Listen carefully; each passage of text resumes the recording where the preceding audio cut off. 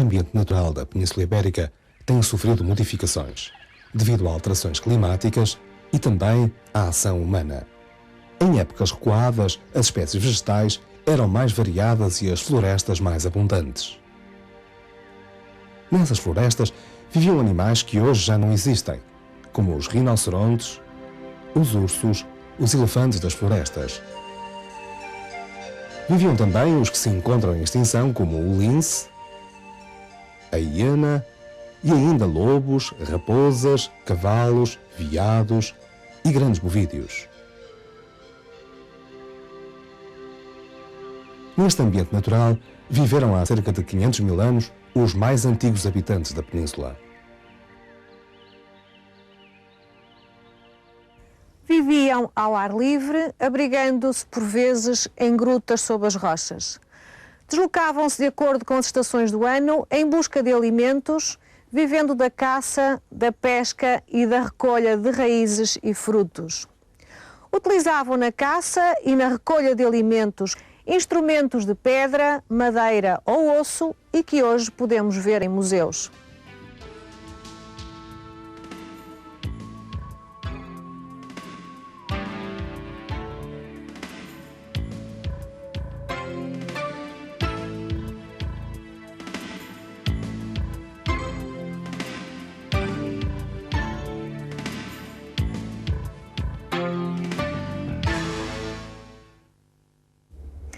A caça dos grandes animais era então uma atividade indispensável à sobrevivência, mobilizando os homens mais fortes que combinavam entre si a melhor maneira de terem êxito.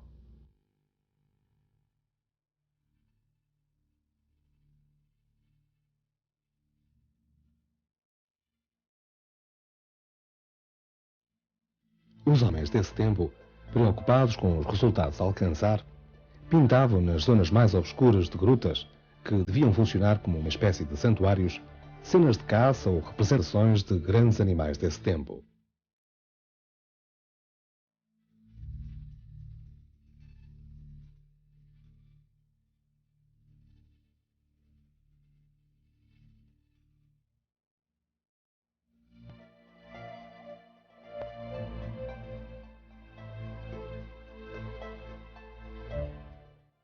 Estas imagens são das grutas de Altamira, em Espanha, e do Escoural, no Alentejo. Milhares de anos depois, o clima foi aquecendo bastante, a densa floresta foi desaparecendo e com ela os grandes animais que os homens caçavam. Viviam então, sobretudo nas regiões de planície, junto do oceano ou de rios, em acampamentos temporários. Abrigavam-se em cabanas feitas com troncos e ramagens, assentes em postes de madeira impermeabilizada com argila. Dos rios e do mar, retiravam grande parte da sua alimentação.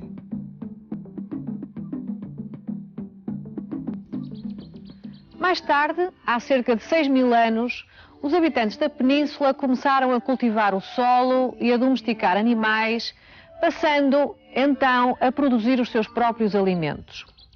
Esta modificação levou-os a fixarem-se definitivamente em locais que lhes ofereciam condições favoráveis. Deixaram, portanto, a recoleção nómada e tornaram-se sedentários. Procuraram construir as suas aldeias em locais perto dos cursos de água, o que lhes facilitava a defesa, o abastecimento e a comunicação com as outras regiões. Estas comunidades viviam predominantemente da agricultura e da pastorícia. Eram, portanto, agropastoris. Cultivavam o trigo, a cevada, as favas e o linho e domesticavam o cão, o cavalo, o burro, o porco, o boi, a ovelha e a cabra.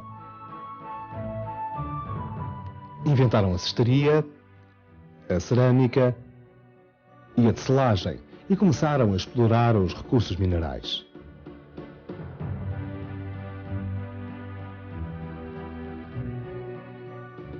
O aumento da quantidade de alimentos resultante da prática da agricultura e da pastorícia levou a que nem toda a comunidade necessitasse de se ocupar em atividades relacionadas com a alimentação.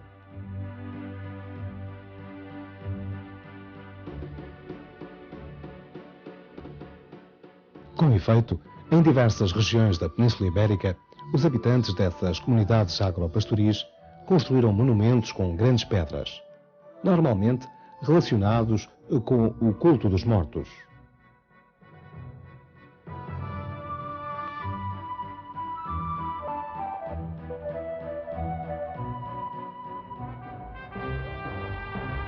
Eram precisos certamente muitos homens bem organizados para a construção desses monumentos.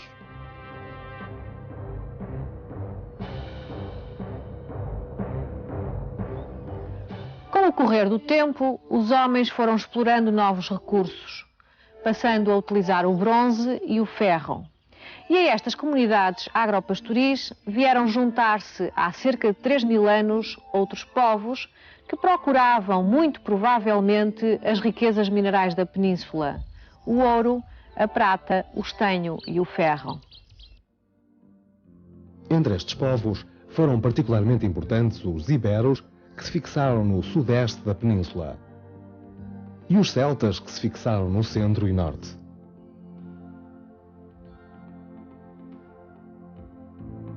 Do Mediterrâneo Oriental vieram os fenícios e os gregos. E mais tarde, do Mediterrâneo Ocidental, os cartagineses. Fenícios e gregos traziam para vender armas, objetos de vidro e de cerâmica, tecidos e joias. Levavam da península sobretudo metais. Cádiz, por exemplo, foi um importante entreposto comercial fenício. A partir de locais como este, e através do comércio, espalhavam-se as influências destes povos que penetravam pelo litoral oceânico ou subiam os rios até ao interior.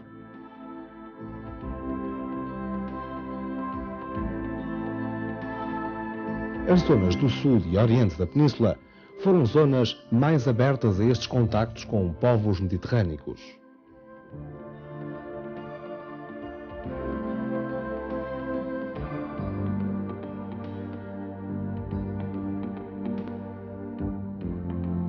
Nas zonas mais montanhosas do centro e do norte, desenvolveu-se uma interessante civilização de grandes cidades muralhadas, de pequenas aldeias fortificadas ou de acampamentos de alerta, os castros, que se desenvolveram sobretudo na região noroeste da península, onde viveram os lusitanos.